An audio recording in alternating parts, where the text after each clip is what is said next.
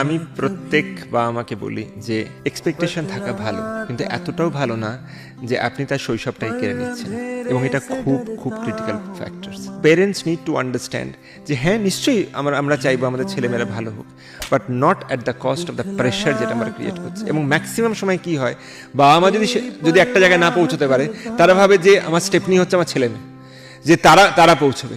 So the outcome is very shellfish. Outcome হচ্ছে যেহেতু সে পৌঁছতে পারেনি, সে চাইছে যে ও পৌঁছক, তার কাঁধে ভর দিয়ে দাঁড়াবে।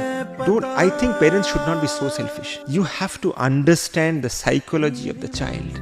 এবং সেই সাইকোলজি অফ দ্য চাইল্ড যতক্ষণ না বুঝতে পারবেন, you will create a child that will lead into a wrong generation ahead.